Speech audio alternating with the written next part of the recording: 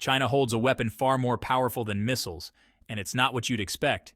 It's not a stealth fighter. It's not a cyber army. It's a collection of odd-sounding elements with names like dysprosium, terbium, and neodymium, better known as rare earths. These rare earth minerals are the hidden engines of our modern world. They power Tesla's electric motors, guide F-35 fighter jets, and sit at the core of wind turbines, smartphones, missile systems, and even medical imaging machines. Without them, entire industries grind to a halt. And right now, China dominates the global supply. For months, China's rare earth shipments to the United States dropped to nearly zero. The impact was immediate. Defense production slowed, and electric vehicle makers raised alarms. But then, something unexpected happened. In June, China's rare earth exports to the United States suddenly jumped by 660%. This shocked analysts and set off a political storm in Washington. Almost overnight, the United States hit back by proposing 100% tariffs, fueling tensions once again. So, what really happened behind the scenes? Why did China flood the market only for the United States to slam the door? And most importantly, is America fighting a trade war it can't win? Let's dive in. To understand why rare earths have become such a strategic weapon, we need to go back to the basics. Control of supply. Right now, China produces over 80% of the world's rare earth elements. Not because it has all the resources. Countries like the United States, Australia, and Canada have reserves too. But because China invested early, built processing infrastructure, and accepted the environmental costs. That gave Beijing a near monopoly and massive leverage.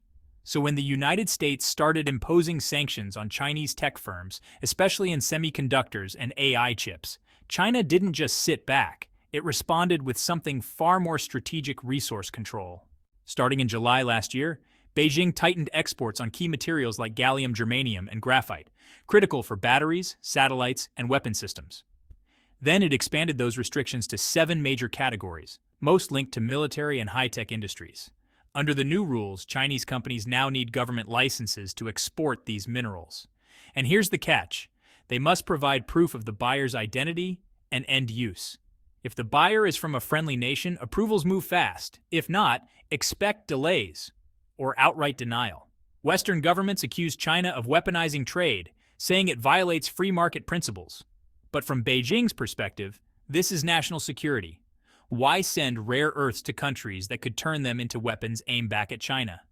In today's geopolitical chess game, rare earths aren't just minerals, they're leverage points.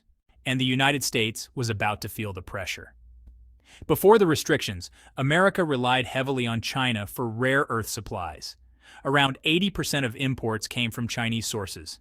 These materials weren't sitting idle. They went straight into making fighter jets, missiles, electric vehicles, and green energy systems. But after China's new rules took effect, shipments plummeted. Between March and May, United States imports of Chinese rare earths fell more than 75%. That's not a dip, that's a gut punch to America's tech sector. So what did the United States do? It got creative. Instead of negotiating directly, importers began rerouting shipments through third countries, mainly Mexico and Thailand. Here's the strange part. In just 5 months, the United States imported 3,834 tons of antimony oxide from Mexico and Thailand, almost as much as the previous 3 years combined. But there's a problem. Neither Mexico nor Thailand has the capability to produce rare earths on that scale. Mexico only restarted its single antimony smelter in April. And Thailand? It doesn't even have advanced rare earth processing facilities. So where was all this material really coming from? The answer was obvious, and bad news for China. These shipments were being transshipped. United States companies were still buying Chinese rare earths, but masking the origin by routing them through other countries, like tearing off a Made in China label and replacing it with a new one. But Beijing wasn't fooled. And what happened next was a sharp escalation. When China noticed the unusual surge of exports from countries like Thailand and Mexico, alarm bells rang. Chinese authorities launched a full investigation, tracking customs records, shipping data, and trade flows. What they found confirmed their suspicions. Chinese rare earths were still ending up in the United States, just indirectly. The workaround was simple: export to a third country, repackage, and re-export to America. On paper, it looked legal, but in reality, it was smuggling disguised as trade. Beijing saw this as a serious threat, economically and strategically. So in May, China responded hard. It warned it would take strong action against anyone caught illegally transshipping critical minerals. This wasn't just for shady companies. It was a warning to entire governments. From now on, China would tighten export checks, crack down on fake documents, and track shipping routes more aggressively. Any country caught helping the United States bypass Chinese controls risked economic retaliation, including export bans or even full sanctions. That raised the stakes. Suddenly, middleman countries faced a huge risk of being blacklisted by China, a far bigger loss than the short-term profit from helping the United States. What started as a clever workaround had now become a geopolitical showdown.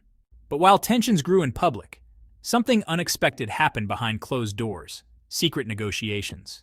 Behind the fiery statements, both sides had an urgent reason to keep certain trade alive. By mid-June, China and the United States reached a fragile deal. The terms were simple, but highly strategic. China would allow limited rare earth exports to resume if the United States eased restrictions on high-performance AI chips, specifically the NVIDIA H20, one of the most advanced chips for training AI models. Why was this such a big deal? Because China is racing in the global AI arms race, and chips are its lifeblood. To train massive AI models like ChatGPT or its Chinese counterparts, you need chips that process data at unbelievable speeds.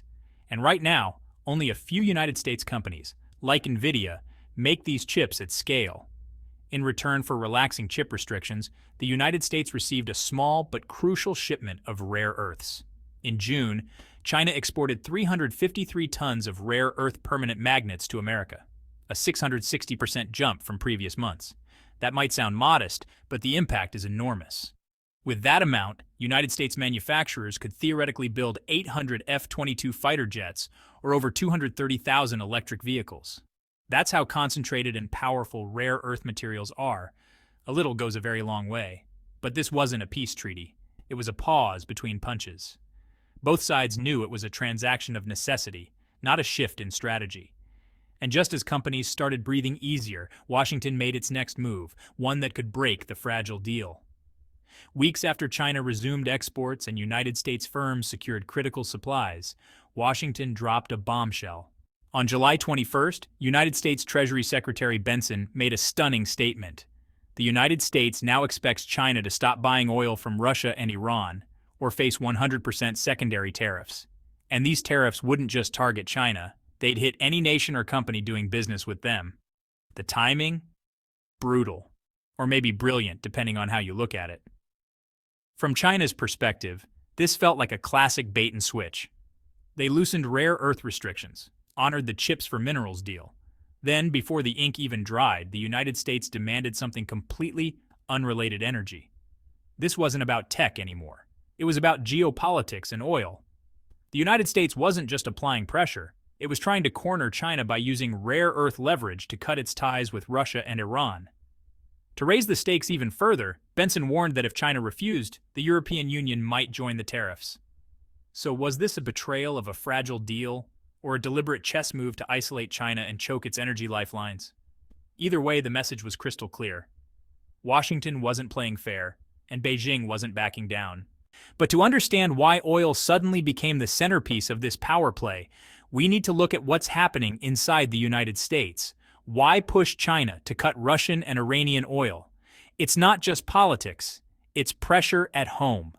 Right now, the United States produces about 13 million barrels of oil per day, ranking among the world's top 3 producers. But here's the catch. Over the last few years, refining capacity, the ability to turn crude into gasoline and diesel, has dropped by nearly 8%. The result? A massive surplus of crude. Reports show over 60 oil tankers floating off Mexico's coast, carrying around 18 million barrels of oil with nowhere to store or refine it. Each day, they sit idle, costs millions in demurrage fees, bleeding money for shipping companies and oil producers alike. So what does this have to do with China?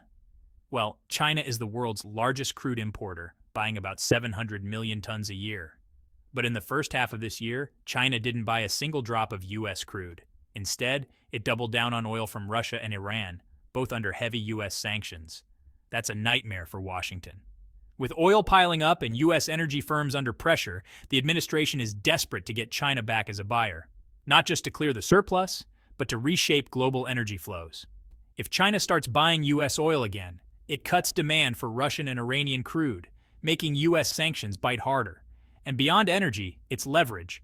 If China agrees to buy U.S. oil, it might also buy U.S. Treasury bonds, relax trade barriers, or make concessions on sensitive issues like Taiwan or chip access. Oil has become a bargaining chip in a much bigger game. But China? It's not playing along. Despite mounting pressure, China hasn't flinched. In June alone, it imported around 12 million barrels of oil per day. And here's the kicker. Roughly 2 million barrels a day from Russia, and over 1 million from Iran. That's 3 million barrels daily from nations Washington wants to isolate. But here's the twist.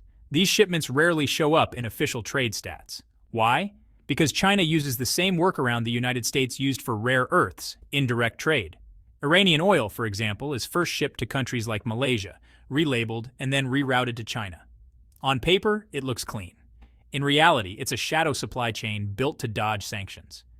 And China isn't just hedging. It's locking in long-term deals.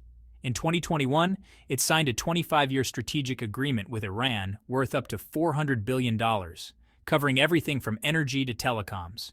And in May, China and Russia signed another deal guaranteeing 45 million tons of oil annually for 25 years, worth $270 billion. So ask yourself, why would China give that up just to avoid U.S. tariffs? It won't. Not now. Not after years of building resilience through domestic innovation, industrial upgrades, and alternate partnerships. Even if the United States slaps on 100% or 500% tariffs, it won't break China's backbone.